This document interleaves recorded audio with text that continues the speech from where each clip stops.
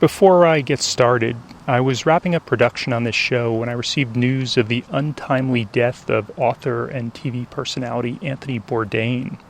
I've read a ton of tributes, but my favorite came from Slate's Joshua Keating, who wrote that his shows told American viewers who often see some of the places he traveled to only in the context of war or crisis that the world didn't have to be a scary place. If you've been listening to this podcast, particularly my episodes from Iran, you know that that's something I've also tried to do. So I really respected Bourdain's approach, not just on his television shows, but also in his writing and on Roads and Kingdoms, an excellent travel journalism website he helped found. And if you're not familiar with it, you really should check it out. Anyway, I just wanted to say thanks, Anthony. And if you or someone you know needs help, there's nothing to be ashamed about. Find someone to talk to or call the Suicide Prevention Lifeline at 1-800-273-8255. That's 800-273-TALK. Okay, now on to the show. The first time my brother and I seriously entertained the thought that our journey might be over was when our car blew its head gasket in eastern Turkmenistan. It was a really expensive fix that took days to complete, and the botched repair job left us with a host of new issues. Still, we managed to get back on the road. Then we broke down again in the mountains of Tajikistan. The mechanic told us our motor was no good, and we'd probably only make it another 100 miles. But in the days that followed, we drove over a 15,000-foot mountain pass, the highest point of our entire journey. And after making a wrong turn in Kyrgyzstan, we found ourselves on a steep and windy dirt road that seemed to really put our car to the test. In the face of incredible odds, we somehow persevered. It amazes me what a machine this small can actually achieve. Yeah. It truly is amazing. I mean, it's less than a 1-liter engine. It's 15 years old. It has a plethora of problems, and it's been getting us up and down bigger mountains than we've ever climbed in our own cars. The last few days, this car has kind of been like the Energizer Bunny. I mean, it's really amazing that we're still going after all the setbacks we've had. So I'm just very surprised. I'm sort of expecting every morning when we wake up and go out to start the car that it's going to be dead as a doornail and that it's just not going to turn over. But it does. And every day that moves forward that we don't break down makes me, have a renewed faith in the car. I feel like we're kind of living on borrowed time here now. Absolutely. I'm Scott Gurian. I'm a longtime public radio and print reporter, and I've created this podcast called Far From Home to document the unexpected adventures and chance encounters I have with interesting people around the world. To start off, I'm telling the story of a massive road trip my brother and I took with our friends, raising money for charity. We drove nearly 11,000 miles. 11,000? That's right, a quarter of the way around the Earth, from London to Mongolia, through 18 countries, 8 time zones, 5 mountain ranges, and a few deserts, in a ridiculously tiny car. It's like the Beverly Hillbillies. It's not for the faint of heart. It's the adventure, isn't it? It's just the thing of pushing yourself to the absolute limit, because I think it's going to take us out of our comfort zone, but in a really good way. If you're just joining me, I suggest you first go back and listen to all the previous episodes in order to get up to speed and for all of this to make a bit more sense. From language barriers to car trouble, getting horribly lost to paying bribes to shady traffic cops, it's been quite an amazing experience, and over the coming episodes, I'll be bringing all of you along with me for the ride. Country number 16. Okay, we are crossing a little river, and we are about to enter Kazakhstan. There's some big rolls of barbed wire on a fence here. It's probably the most proper border fence we've come across so far. Now, before we go any further, I should probably pause here to get one thing out of the way. When I say we visited Kazakhstan, I know the first thing that comes to many of your minds. That's right, actor Sacha Baron Cohen's 2006 mockumentary film Borat, which portrayed the country as a poor, backwards, and uncivilized place. But you know what? We were about to learn that the real-life nation of Kazakhstan was almost nothing like what we saw on the screen. I'm sure Sacha Baron Cohen is probably on their terror watch list. Probably. Yeah, I think they probably don't take very kindly to Borat things here. He put the country on a map and not in a good way. Nobody knew anything about Kazakhstan Exactly. before Borat. Yeah. It was brilliant for doing so. I mean, some people say any publicity is good publicity, but I don't know about that in Kazakhstan. I mean, it just generalizes an entire population. Exactly. Far from being undeveloped, this was easily the nicest, most modern border crossing we'd seen in a while. A guard searched through some of my bags, then asked if I could give him a souvenir from back home. I didn't really have anything, though, so he asked for a book to practice his English. Unfortunately, all I had were guidebooks I needed for our journey, so the best I could offer him were some leftover pages from a British newspaper we'd been using to clean our car windows. He happily obliged, but asked me to inscribe and sign it with a message that said, "Greetings from America." The sun was low in the sky by the time we left the border and set out on this route that I'd read the American Embassy had forbade its staffers from driving on after dark. There was nothing wrong with the road itself. It was mostly long and straight, but the drivers, well, that was another story. If you like to complain about bad drivers in New York, LA, Boston, or pick your favorite city, you've clearly never been to Kazakhstan. Imagine people driving really fast, many in clunkers, without any functioning brake lights and with mufflers and other parts hanging off their cars. And they're really impatient, so they're weaving in and out of traffic, passing each other on this crowded two-lane road. So two cars are about to cause a head-on collision, and then, at the last possible moment, one of them swerves back into his lane. It was a harrowing few hours, to say the least, but we survived and eventually made it to Almaty, Kazakhstan's largest city. I guess we're kind of heading towards downtown now. There's a big Ritz-Carlton ahead. It seems fairly wealthy and modern and advanced. This is really impressive from what I've seen so far. We met up with Diana, a young girl we'd first met a few weeks earlier when we were passing through Iran. She was on vacation, but her family was back in Almaty, she said, so we should drop her a line when we got there and she'd show us around her hometown. Hello, hi there. She introduced us to her brothers and her parents. We were exhausted from all our traveling, so we spent the next day relaxing and lazily touring around the city. We rode a gondola to the top of a mountain ski resort where we had a great view of the valley below, and we wandered around a downtown park where we ducked into a 100-year-old Russian Orthodox church.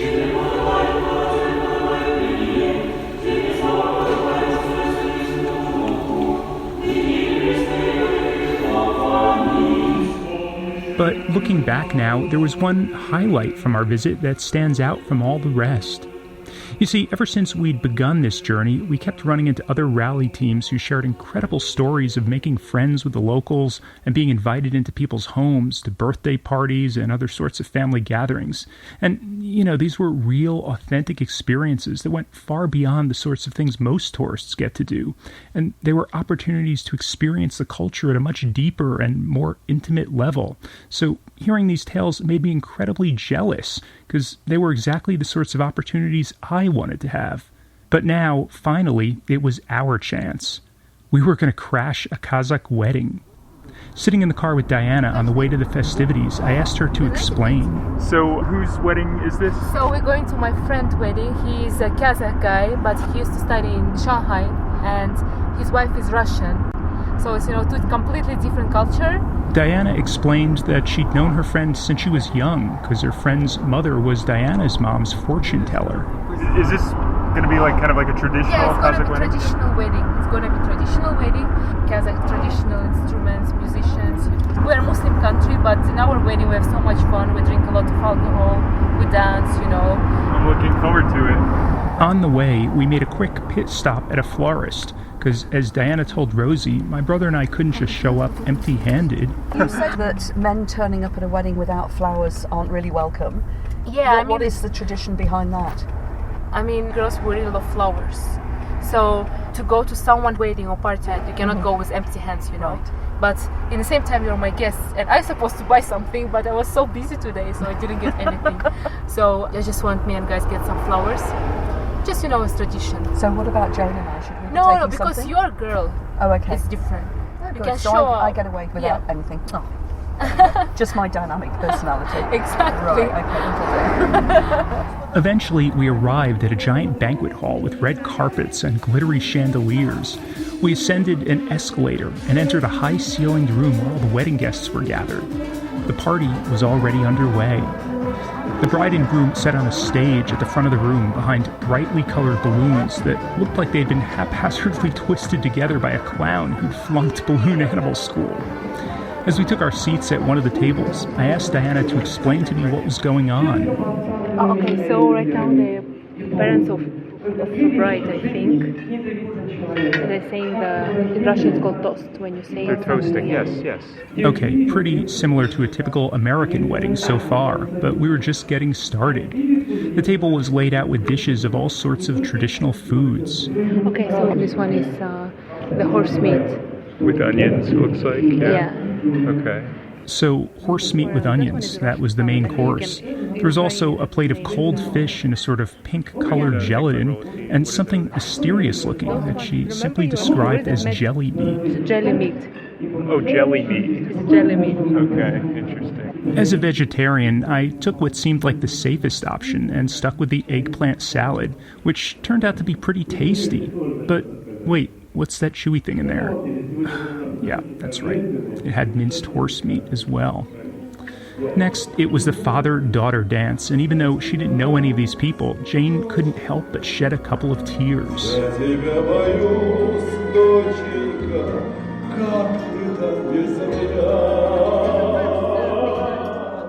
Then came the traditional Kazakh dancing, which was really fun to watch. I could try to describe it, but I don't think I do it justice, so you should probably just go to my website to see a short video I took. In the midst of it all, some random guy grabbed Jane from her seat and pulled her onto the dance floor. He held her arm in his and moved it up and down wildly, trying to get her to kick up her legs. She couldn't keep up, and the rest of us nearly died laughing as we watched this ridiculous scene unfold. After a few minutes, he let her go, and Jane stumbled back to her seat, totally out of breath. "How was your first experience doing traditional Kazakh dancing?" I asked her. With a traditional Kazakh man. Exactly. It didn't feel very traditional. It felt more like wrestling. But just as we were starting to take an interest in the local traditions, we quickly got pulled out. Oh, God. Oh. Oh, come on. No matter how far you go, some things you can't We get can never away from. escape this. Nowhere. Okay, enough of that. Things were about to get weird again. In from the back door of the ballroom walked a performer dressed in really bad drag.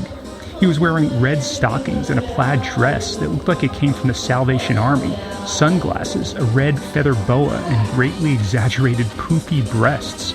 My brother turned to Diana. "What the hell?" he asked. No, she shrugged as if this was totally expected. "It's a lady boy."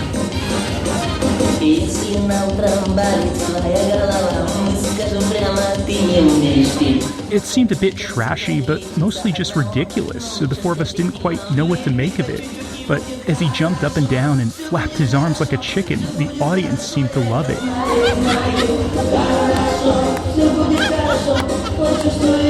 Now, he was nothing like the performers in Thailand, who they call ladyboys, nor was he anything like the drag queens you'd see back home, but rather he seemed to be making a mockery of the whole thing, doing his best imitation of a sex-crazed granny who'd been nursing a bottle of vodka. And he was dancing around wildly, flirting with members of the crowd, especially my brother, who he kept picking on for some reason. On his way out, he came over and gave my brother a big hug, burying Drew's head between his balloon breasts. Drew turned beet red, but did his best to take it all in stride. We decided we'd seen enough, and we also had to get some sleep because we had a lot of driving the next day, so we started to head out. Wow. Alright. Well, that was an adventure. You look like you're still in a trance after that. A state of bewilderment. I was just impressed at Drew's pulling powers. The ladyboys love me. Who can blame them? Really? Who? Who could blame them? Look on your face was absolutely classic. If you don't know anything about Kazakhstan, you might not realize that it's enormous. It's actually the 9th largest country in the world, but most of it is pretty flat, barren, and desolate. Some visitors talk about the natural beauty of the sparsely populated grasslands, but after driving through those majestic mountains in Tajikistan a week earlier, this seemed to us really boring by comparison. In the days ahead, we'd have some mind-numbingly long and tedious drives, and it was during one of those that our check engine light came on once again. We pulled over, and Jane searched our car's manual to see what to do. What are you finding? So this is it, look. Malfunction indicator. So If it comes on steady or blinks when the engine is running, it may indicate a potential engine control problem. If it's on steady, an emission control system malfunction has been detected. Have the vehicle inspected by an authorized Nissan dealer. Good luck finding that in Kazakhstan. Yep. Do not drive at speeds above 70. Avoid hard acceleration or deceleration. Avoid steep uphill. But If wait, possible, but it's reduce the load being carried. Yeah, right. So that wasn't much help. Not finding any useful answers, we decided to forge ahead. Back on the road, Drew expressed what I too had been thinking. I just feel like we have a really unhealthy, bipolar, love-hate kind of relationship with our car, in that, you know, everything is going perfectly well and fine, and all of a sudden, out of nowhere, there's an issue, and she's like, you know, I don't know if I can do this anymore. This is too much for me. It's really stressful, and, you know, I just hope it all ends well. I wouldn't say she's unhappy with us. I think she's unhappy with what we're putting her through. I think this car was expected to drive back and forth to the grocery store in London, not to drive a quarter of the way around the earth. She had a very easy life. Yes. She had a very easy life, and we've ripped her out of it and thrown her into this crazy thing that's totally over her head. And she had no idea what was coming for her. We were a few hours north of Almaty by this point, and the car was really struggling. The terrain was fairly flat, but the fastest we could go was about 40 miles per hour, even with the accelerator pushed all the way to the floor. The engine seemed to be pulling at times, and occasionally felt like it was about to stall. Our GPS sent us down a rocky side road through a field of tall, green weeds, and Drew noticed something interesting, so he decided to pull over. We were driving down the road, and I saw these plants out the window that looked like some pictures I've seen once. And maybe my sense of smell got the best of me. And here we are standing in front of a bunch of marijuana plants. It's just going wild on the side of the road all over. They do, yeah. Could you really smell it from driving? Kind of. I thought I did, honestly. Really? Those pictures that you saw must have been scratch and sniff, because that's the only way that you'd know what it smelled like otherwise. Exactly. Are you sure that's marijuana? Jane asked. Yes. I guarantee you it is. I thought the leaves were a different shape. This is the shape of a marijuana leaf. Oh, yeah. Oh, that is the shape of marijuana. That I recognise from the pictures I've seen. They just look like weeds growing everywhere. That's why it's called weed, Rosie said. Yes. I love it, Scott. Oh, they just look like weeds. Really? Well, that's exactly what they are. We snapped a few photos and tried to get going again, but something was wrong. Nope. Car's not doing anything. I'm all the way down the gas. That's really not good. It's just like jerking. Yes, I realize. We do this all the way to Mongolia. Yeah, this is really bad. Jane suspected we were only firing on 3 of our 4 cylinders, which meant there was a problem with our pistons. Luckily, according to our maps, the next town wasn't too far away, so out came the tow rope once again. Alright, what tow number is this? I've Tow lost number track. 10 plus. Rosie and Jane started pulling us, and a few minutes later we entered the outskirts of a place called Kapchagai. Okay, so we are back on a main street right now, and we're coming into this next closest town. This is strange. There's a bunch of casinos along the side here. One of them actually said Bellagio. It's funny, people are in all these casinos trying their luck, and we're out here towing our car. We're the unlucky ones. The whole trip has been a big gamble, and I don't know if we placed the right bet. Let's keep using as many gambling metaphors as we can. We rolled the dice, and We rolled the dice and we got 11. We pulled into a gas station and got out to chat with Rosie and Jane. The Bellagio is here! What on earth? This is just weird. Weird. No, it's not. Fucking journey keeps getting weirder and weirder and weirder. It's weed and gambling. If there's casinos, I bet there's pawn shops. We could pawn our car. Yeah, that's an idea. Right, Scott, I've got a question for you. Yeah. Name me all the countries after Europe that you haven't broken down in. Kyrgyzstan. Oh, okay, we have a country. Well, that's good. I thought we broke the curse, but now we're back again. As Jane tried asking other people at the gas station where we could find a decent mechanic, a couple approached us. The woman introduced herself as Nadia, and as we explained our situation, she translated for her husband Alexander, who only spoke Russian. So when you step on the gas, it's It not doing stalls. anything. They keep stalling. Короче, у них 4 цилиндра, один из цилиндров не работает, не поджигает. Did you just see us and pull over? Or you were stopping here? We just saw you on Oh, the okay. previous gas station. We were getting fuel Oh, for thank our you, car. thank you. So we just wanted to be sure that Yeah. you're all right. Thank you very Thank much. you. Thank you so much. That's so kind. It turns out that they lived in town and were running some Saturday errands when they noticed us broken down. And since most of the garages in town weren't very good, Alexander figured he should bring us to his mechanic. We were just thrilled to find someone who spoke English, so we happily obliged. Okay, would you follow us? Yes. Sure, yeah, we can follow you. My brother and I got back in our car. At least people in all these places we've been breaking down in have been incredibly helpful. I know. They see our poor cars and they can't help but have pity on us. We followed Nadia and her husband down a dirt road and over a set of railroad tracks until we arrived at a corrugated metal fence with barbed wire and a locked gate. It was the weekend, so the mechanic was closed, but they'd called him on his cell phone. A few minutes later, Dmitri showed up with his assistant. Hello. How are you? As he stepped out of his car, we were surprised to see that he was wearing a bright red Mongol Rally t-shirt. He has a Mongol Rally shirt. Look at that. He told us that 2 years earlier he'd helped repair the car of another rally team that got in an accident while passing through town, and they'd given him that shirt as a token of their gratitude. So when Nadia's husband Alexander saw us, he jokingly told Dmitri, "Come down here, your friends are back." After spending a few minutes looking under our hood, Dmitri told Nadia to tell us he could handle this. So don't worry. There's a casino round the corner. There's weed growing on the road. Why would we worry? Just be happy. Okay, sorry, continue on. Yeah. So let it put it inside. Okay, He's gonna check it first. okay. And then within half an hour, 1 hour, he'll Okay. call us and tell us Okay. what's wrong and Okay. how long will it take to fix it. Okay. In the meantime, Nadia and Alexander took us back to their house to relax, where we met their young son. We entered through the garage, where Alexander showed us his motorcycle and a dune buggy he was building to race with his friends.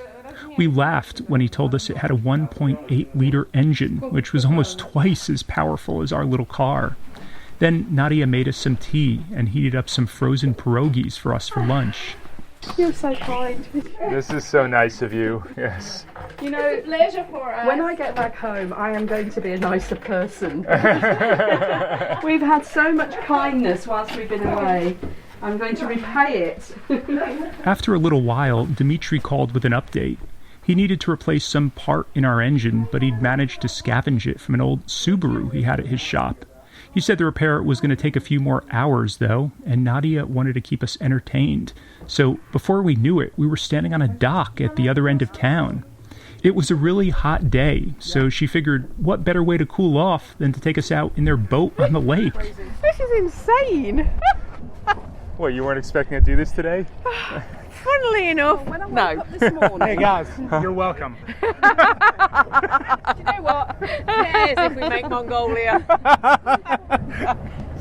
I love it. As Alexander started up the motor and we began speeding towards the beach on the other side, Drew marveled at how quickly our luck had changed. This is quite surreal. We passed people with jet skis and an exclusive-looking private marina where other boats docked. Nadia pointed out giant mansions on the far shore of the lake where wealthy people had vacation homes, including one that she said the president of Kazakhstan used as his summer retreat. I asked my brother. To the extent that you had any perceptions, is this what you thought Kazakhstan would be like? Not at all. Not at all. I just expected farmland, and I didn't expect to be out on a speedboat on a beautiful lake. After we swam for a bit, Alexander got a call from the mechanic. Our car was ready, he said, so we went back to the house. A few minutes later, Dmitry rocked up in our Micra, blasting loud music and revving the engine. He gave us a thumbs-up sign and flashed a toothy grin. Hey! Hey. Good. Oh, thank you. So the mechanic just pulled up. Wow. So he's opened the engine. Let's look at it. Объяснишь, расскажешь? Show us. Смотрите, здесь масла ойл больше не будет здесь собираться. Шланг вывел туда вниз. What is he saying? So you had a problem with oil? Yes. It was gathering Leaking up. here on the top. Yes. So he put the pipe inside. Okay. Remember that ever since we got our head gasket replaced, the pistons in our engine had been pumping up oil into the air filter. But Dmitry had come up with an ingenious fix. What does that new pipe do? А это новая трубка, да, получается? Это у меня была. Yes, he had Это this просто pipe, выкинули and he just ее But what does наружу, она будет put- So на the землю oil выкидывать. Oil goes down to the ground outside to instead the of ground. inside of the Yeah, filter. inside, yeah. Okay. Okay, cool. We'll just leak oil everywhere. Amazing. Okay. Now, if we ever lose you, Jane joked, we'll just follow the trail of oil. Dmitry also replaced our faulty airflow sensor. So the acceleration, it's not stalling? It's doing better? Всего, я думаю, прям доедет до туда, еще может назад вернуться. Yes, everything's fine, he Yes, said. everything's fine. Wow. Can you tell him he's Еще a раз genius? им надо объяснить Ты гений, за короче. эту фишку еще раз. Well, thank you very much. This is very helpful. And when you drove it in, and it just sounded like a completely He was new revving car. the engine. It had a lot I more know. power. I know it did. You could just hear the noise in the car. So Компьютер, exciting. да? Ту машину, которую делал, это Oh, he looks very proud of his work. He does, doesn't he? Включи, Тима, включи компьютер. I wish all mechanics could be like this, I said. Not only had he done an incredible job, but he flat out refused to take any money. So we gave him a bottle of vodka and a 2016 Mongol Rally t-shirt to add to his collection, which he seemed to appreciate immensely. Rosie also pitched in a souvenir koala bear keychain she'd brought from Australia. She figured it was the least we could do.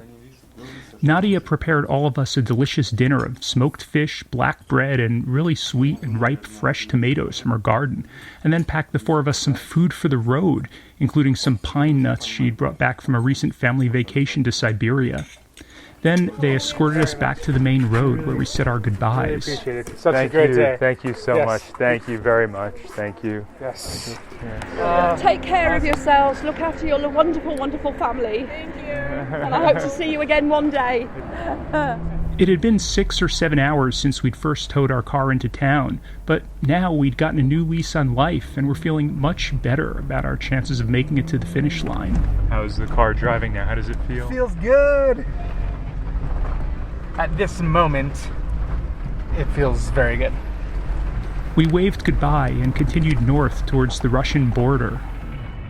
We just really, really lucked out, and very happy and continually amazed at the people that we've met amidst our travels. And, you know, there's incredible people all around the world, and we've been really fortunate to interact with a lot of them. So this is a perfect example of how important it is to travel, and I think we would all be better off if everybody could travel and experience other cultures and see how amazing people are in every culture.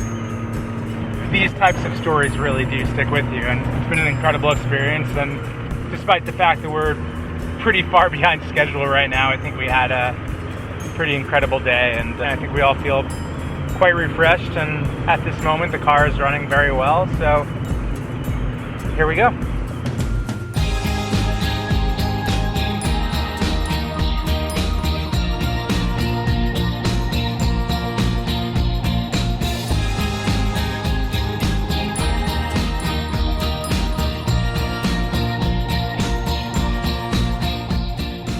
Visit my website to see some great photos and videos from that crazy Kazakh wedding we attended, as well as a picture of our car in the middle of a field of wild marijuana, and a video of Dimitri's triumphant return with our vehicle after he fixed it. You can find it all at farfromhomepodcast.org. Remember, you could also follow Far From Home on the social media of your choice, Facebook, Instagram, or Twitter, and you could sign up for my newsletter on my website to get emails with bonus content whenever a new episode is released. Next time on the show... We are now officially in Mongolia. We made it to Mongolia! Finally! But it doesn't live up to all of our expectations. It's cold, it's wet, it's miserable. I've not seen anything here that I like yet. And after a bad decision and a wrong turn, both of our cars get stuck in the worst possible place. Well, the good news is it's very pretty up here if you've got a four-wheel drive. The bad news is there's not so much as a goat for miles and miles. Special thanks to Katie McGee and Louis Campana for editorial assistance with this episode, and thanks as always to the Public Radio Exchange for podcast hosting and technical support. Finally, I wanted to let all of you know about a campaign I'm taking part in called 2 Pods a Day, which aims to introduce podcast listeners to 2 new independent podcasts every day of the month. The goal is to give visibility to some of the great indie podcasts that you probably haven't heard of. 2 Pods a Day encourages you to listen more, listen indie. You can find more shows like mine by following hashtag 2PodsAday on Twitter and Facebook. Until next time, thanks for listening.